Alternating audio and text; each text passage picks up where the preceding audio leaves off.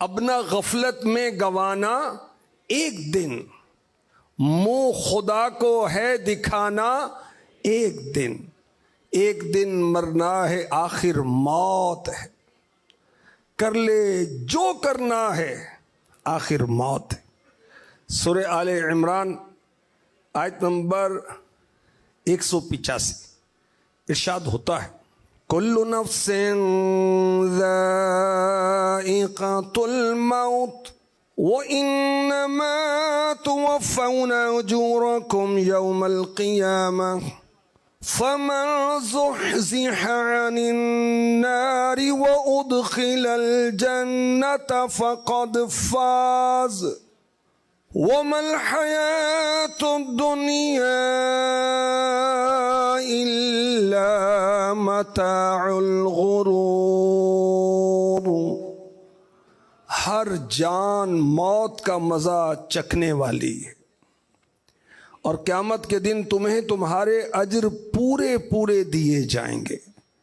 تو جسے آگ سے بچا لیا گیا اور جنت میں داخل کر دیا گیا تو وہ کامیاب ہو گیا،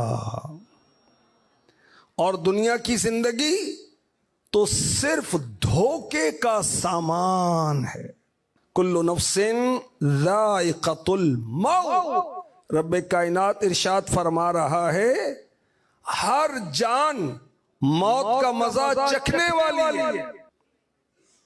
انسان، جنات، فرشتے، ہر زندہ کو موت آنی ہے، اور ہر چیز فنا ہے۔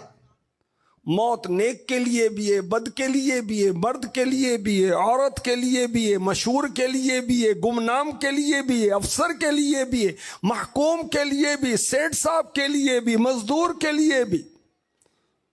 ہر جاندار پر موت مقرر کی گئی۔ جب سورہ رحمان کی یہ آیت مبارکہ نازل ہوئی کل من علیہا فان ویبقى وجہ ربک ذو الجلال والاکرام، زمین پر جتنے رہنے والے ہیں سب کے لیے موت ہے۔ تو فرشتوں نے کہا کہ ہم بچ گئے۔ تفسیر نعیمی میں مفتی احمد یار خان نعیمی نے لکھا فرشتوں نے کہا ہم بچ گئے، اور جب یہ آیت نازل ہوئی کل نفس ذائقۃ الموت، اب فرشتوں نے کہا کہ ہم بھی گئے۔ تو ہر ذی روح کے لیے موت، چھٹکارا نہیں، بھاگ نہیں سکتے۔ موت کیا ہوتی؟ جسم اور روح کی جدائی، یہ ہے موت۔ اور کیسی ہوتی ہے؟ اللہ اکبر، انتہائی تکلیف دہ، انتہائی اذیت کے ساتھ۔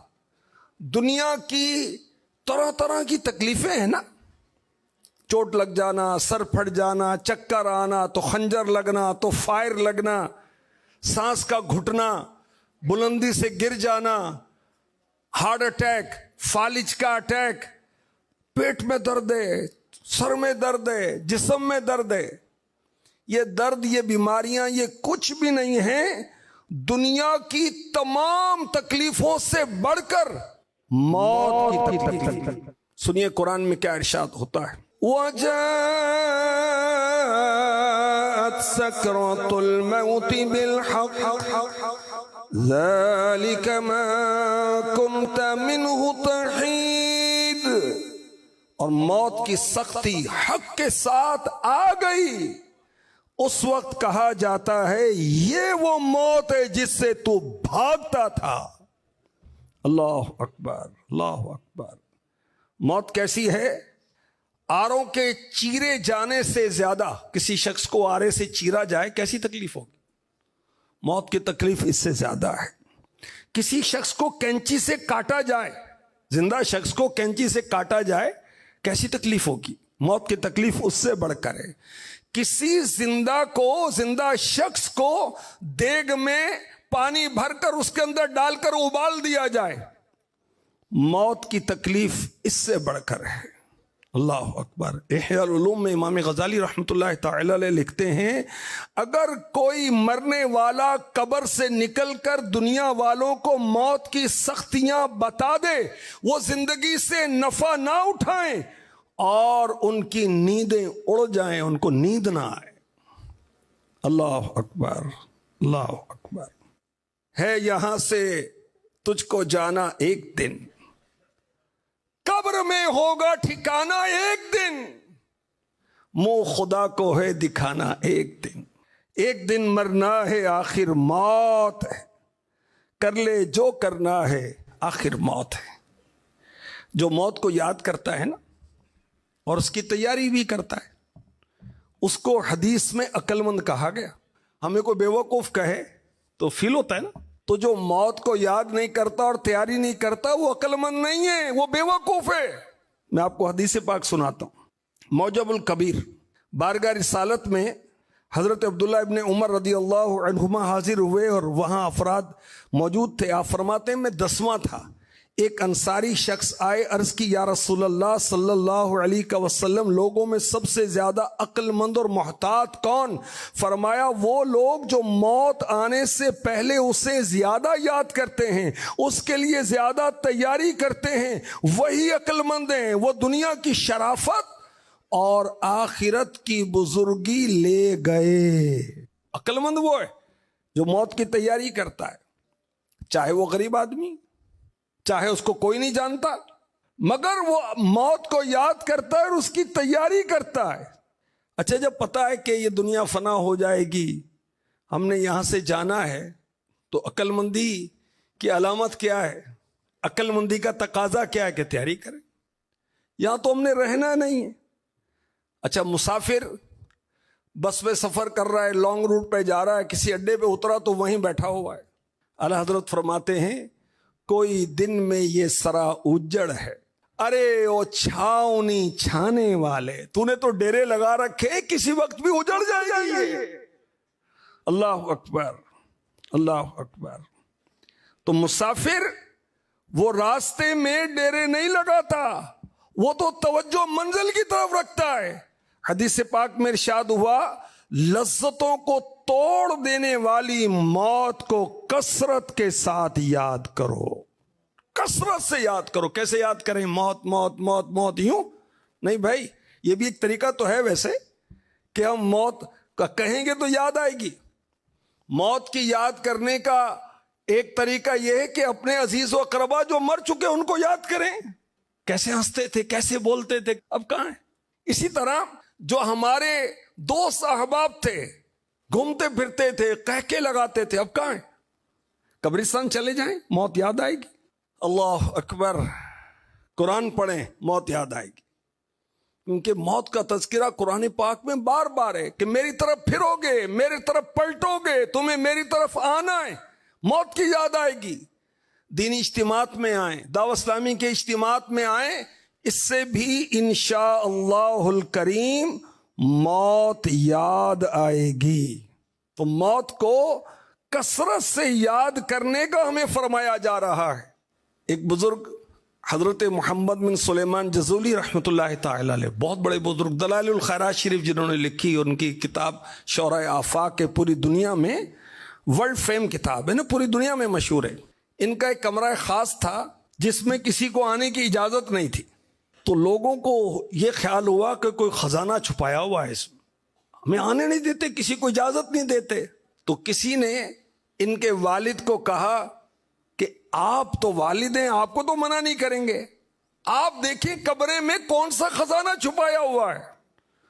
تو والد صاحب نے کہا کہ بیٹا میں آپ کے کمرے میں آنا چاہتا ہوں۔ نے کہا کہ بڑے شوق سے آئیں۔ وہ جب کمرے میں گئے، خزانہ تو کوئی بھی نہیں تھا، ہیرے جواہرات سونا چاندی تو کچھ بھی نہیں تھا، درہم و دینار نہیں تھے۔ کیا دیکھا؟ کمرے میں جگہ جگہ لکھا ہوا ہے الموت الموت الموت الموت۔ تو موت کو یاد کرنے کا انداز دیکھیں کیسا ہے۔ اپنے موبائل کی اسکرین آن کریں تو لکھا ہوا ہے الموت، اپنے ذاتی بکس پر لکھ لیں الموت۔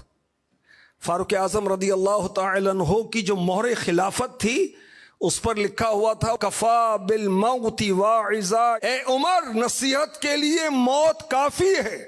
کہ جب بھی کوئی سرکاری حکم جاری ہوگا آپ کی مہر لگے گی، مہر لگے گی تو سامنے وہ حدیث پاک کفا بالموت واعظا، اور نصیحت کے لیے موت کافی ہے۔ موت کو اس طرح فاروق اعظم رضی اللہ تعالی عنہ یاد کرتے تھے، اور ہمارے اکابرین موت کو یاد کرتے رہتے تھے، صرف یاد نہیں کرتے تھے، تیاری بھی کرتے تھے۔ اور یاد رکھیں کہ موت کی یاد جو ہے دلوں کی سختی کو دور کر دیتی ہے، تو دلوں کو نرم کر دیتی ہے موت کی یاد۔ پھر یہ جو نا ظلم، زیادتی، رشتہ داریاں توڑنا، لڑائی جھگڑے، گالیاں دے رہے ہیں، لڑ رہے ہیں، وراثت پر قتل و غارت گری کر رہے ہیں، مقدمے بازی میں زندگیاں گزر رہی ہیں۔ اچھا قرآن پڑھا جاتا ہے کوئی اثر ہی نہیں ہوتا، حدیث پڑھی جاتی ہے اثر ہی نہیں ہوتا، بزرگ سمجھاتے ہیں بیٹا نماز پڑھ لے، بیٹا بہن ہے تیری اچھا سلوک کر، ماں سمجھاتی ہے بیٹا گھر والی پر کیوں ظلم کرتا ہے، نصیحت اثر نہیں کرتی۔ اگر موت کو یاد کریں گے دل نرم ہوگا تو بڑے بوڑھوں کی اچھی نصیحتیں بھی اثر کریں گی، قرآن و حدیث میں ذوق آئے گا، نماز میں ذوق آئے گا، تلاوت میں آنسو بہیں گے انشاءاللہ الکریم۔ تو ہمارا رب کائنات کیا ارشاد فرما رہا ہے، کل نفس ذائقۃ الموت وَإِنَّمَا تُوَفَّوْنَ أُجُورَكُمْ يَوْمَ الْقِيَامَةِ فَمَنْ زُحْزِحَ عَنِ النَّارِ وَأُدْخِلَ الْجَنَّةَ فَقَدْ فَازَ وَمَا الْحَيَاةُ الدُّنْيَا إِلَّا مَتَاعُ الْغُرُورِ۔ ہر جان موت کا مزہ چکھنے والی، اور قیامت کے دن تمہارے اجر پورے پورے دیے جائیں گے۔ ہم نیکی کریں یا بدی کریں، اس کا اجر پورا پورا دیا جائے گا۔ انسان نیکی کرتا ہے تو اس کو دنیا میں بھی فائدہ ہوتا ہے، انسان نیکی کرتا ہے نزا میں بھی فائدہ ہوتا ہے، انسان نیکی کرتا ہے قبر میں بھی فائدہ ہوتا ہے، مگر حقیقی طور پر اس کا اجر، اس کا ثواب، اس کا ریوارڈ، اس کا انعام رب کائنات قیامت کے روز عطا فرمائے گا۔ نیکی کرنے کا دنیا میں کیا فائدہ ہوتا ہے ہم دیکھتے نہیں، جو نیکی کرتے ہیں لوگ ان کی تعریف کرتے ہیں، ہم دیکھتے نہیں کہ جو نیکی کرتے ہیں لوگ ان کی عزت کرتے ہیں۔ جو لوگ نیکی کرتے ہیں پرسکون رہتے ہیں، جو نیکی کرتے ہیں ان کے جنازے کتنے بڑے بڑے ہوتے ہیں، جو نیکی کرتے ہیں ان کے مرنے کے بعد لوگ ان کے لیے دعائیں کرتے رہتے ہیں۔ اب دیکھیں صالحین کے مزارات پر آ کے قرآن کی تلاوت نہیں کرتے رہتے لوگ، آ کے دعائیں نہیں کرتے ان کے لیے، ایصال ثواب کے ان کے اہتمام کتنے ہوتے ہیں۔ نیکی عمر میں برکت کرتی ہے، نیکی رزق میں برکت کرتی ہے، نیکی ظاہر کو فائدہ دیتی ہے، نیکی باطن کو فائدہ دیتی ہے، نیکی عزت میں اضافہ کرتی ہے، نیکی دنیا کے ساتھ ساتھ نزا میں بھی آسانی دیتی ہے۔ آخر مرنا ہے بھائی، روح نکلنی ہے جسم سے، مگر نیکیاں وہ قبض روح میں آسانی کا ذریعہ بنتی ہیں۔ اسی طرح نیکی قبر میں کام آتی ہے، جیسے ایک شخص وہ مرا اور قبر میں پہنچا تو اس کو مرنے کے بعد کسی نے خواب میں دیکھا نا کہ بھی کیا معاملہ ہوا، اس نے کہا کہ بس کیا بتاؤں، جیسے قبر میں پہنچا تو میں پریشان ہو گیا اور مجھے ایسا لگا کہ میرا کہیں ایمان برباد تو نہیں ہو گیا، ایسا تو نہیں کہ میرا ایمان پر خاتمہ نہ ہوا ہو۔ اچانک منکر اور نکیر قبر میں تشریف لائے، قبر کے سوالات کا سلسلہ شروع ہو گیا، میں پریشان ہوا کہ مجھے تو جواب ہی نہیں آ رہا تھا۔ اتنے میں ایک بہت پر نور چہرہ، خوشبودار لباس، کوئی حسین صورت میری قبر میں آ گئی۔ اس نے آ کر مجھے قبر کے سوالات کے جوابات یاد دلا دیے، میں نے منکر نکیر کو جوابات دے دیے۔ میں نے اس حسین شکل و صورت سے کہا کہ تو کون ہے؟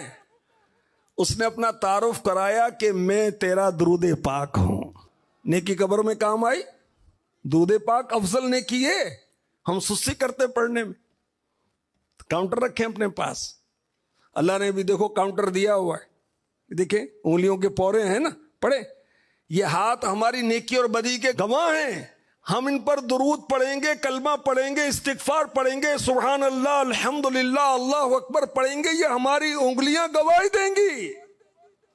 تو نیکی قبر میں کام آتی ہے. وہ درود پاک قبر میں کام آیا نا.